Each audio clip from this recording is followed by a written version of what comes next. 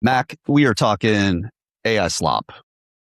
How AI Slop is creating unusual opportunities for your brand. Why should I listen to you? I'm Mack with Campfire. I've got over a decade of experience running a storytelling and marketing agency that helps founder-led brands clarify their story and achieve their goals. I am Nick. I am with Sure. We are an SEO GEO agency focused on enterprise brands, helping them get noticed, get the brand mentions on AI. So, And today we're talking about AI Slop. The first question is why it is harming your brand. Do you know when you put something into ChatGPT or Grok, or we use Claude primarily, or anything, it always says check the results because AI can make mistakes. yes.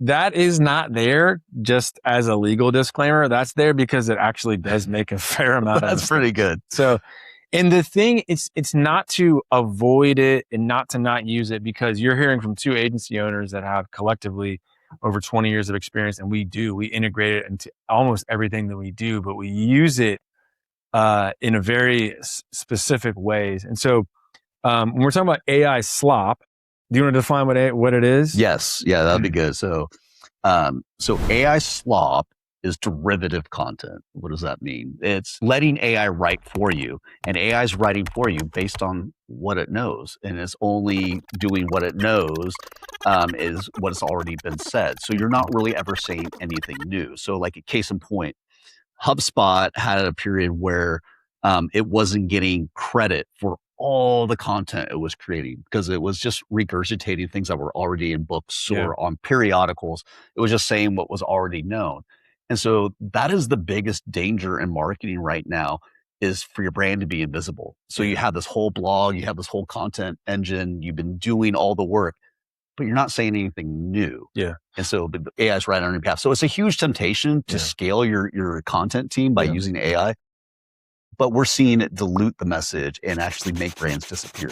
Because it can do a lot, but if a brand is a reputation and you look like everyone, you say the same things that everyone's saying, then you really don't have a brand at all. Yeah. In our world, when we talk about AI slop, we're seeing a lot of marketing pieces in the sense of like, graphic designs or like Instagram ads, or now like the AI personalities. I literally saw one today, man.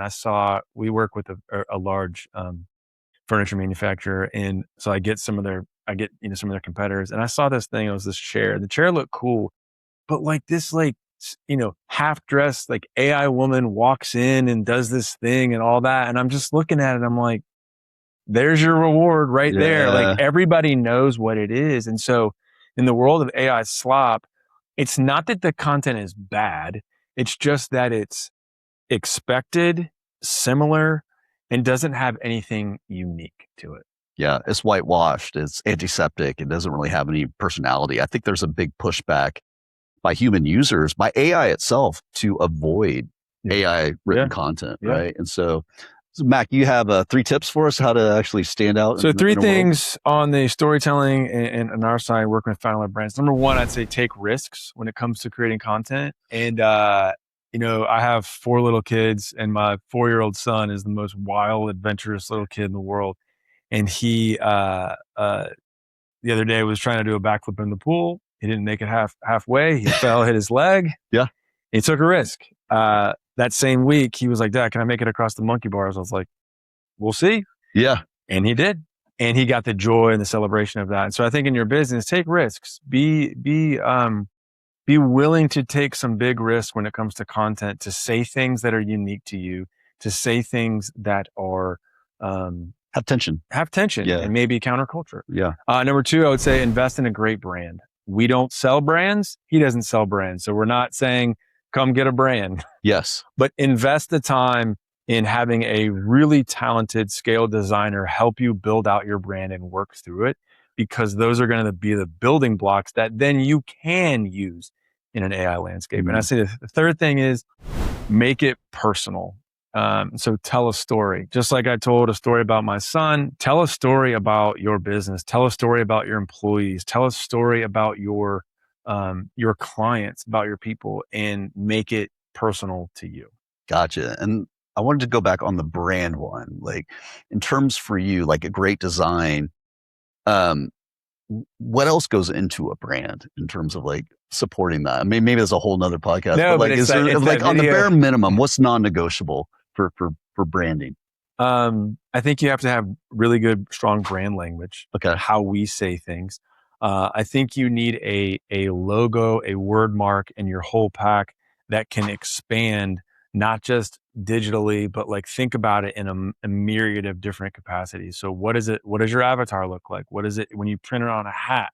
When you put it on a mug? When you put it on this? Like, what are those pieces? How does that break down? And then also, like, obviously, colors and fonts and typefaces, but I would also think through like line art and the elements that you use. We just walked through a large branding campaign for another client of ours. They got a brand new, beautiful space, and the branding designer we worked with created all these beautiful elements that would then take this mark in this deck, and they just brought it to life. And so I think, in the SEO space, like you're putting out content, you're doing things in so many different platforms. So think through that as a brand of, is it able to scale? Are they these weird shadows? Is it some like random like icon that like can't be seen? And so just use someone that's really strong and really concise with the brand to build that, because then you can take it into those platforms and kind of start to build out the pieces of That's it. funny. Like when I'm doom scrolling on YouTube, like all the shorts, every now and then you'll get something completely generated by AI, and you just like, it smells, Yeah, it stinks, or like, yeah, you're like, it's not. It was interesting when I first saw it right. a year ago, but Now it's comical. now it's just like, I don't want to see that. It's not anything interesting. All right, so I got three tips that are a little bit more on the contents of the written word side. But first, I have a question for you, Mac. What's the most underrated page on your website? Well, I mean, this is kind of a cheat code because I know you told me. What is it? Well, I feel like it's the About Us. Yes. Yeah. I mean, because it's unique content. It's where I would assume most of these LLMs go and look. Yeah. So we've talked about this a lot, right? So you encourage your founders to be more vocal. Yeah. Writing, putting themselves out there. Yeah.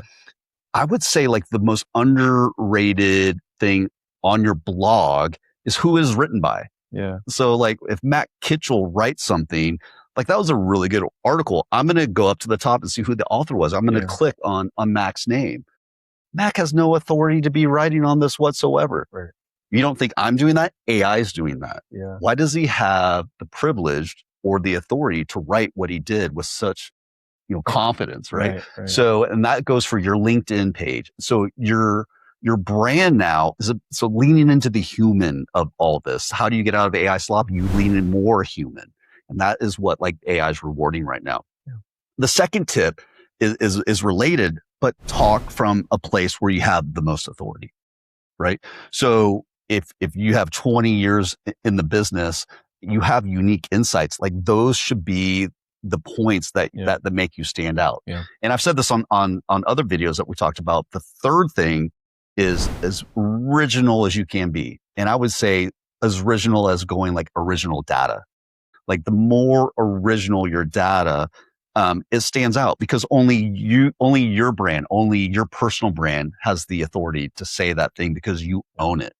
Where I think in a world where everything's derivative, it's like, well, unless you're actually doing research, you're actually pushing your organization forward, having new insights based on the customers you work with, based on the market. Yeah. You want to be a part of your market anyway. You want to serve, what like Seth Godin says, you want to be a part of your tribe. You want to lead the tribe. You want to serve the tribe. You don't want to, be telling the tribe what they want to do. You want to learn from them as well. So you want to be value added. It's like, hey, here's what I learned about hospitals the other day. If I'm in healthcare, and here's some of the problems. So having that original data, I think is something that stands out. So. Fantastic. Anything else?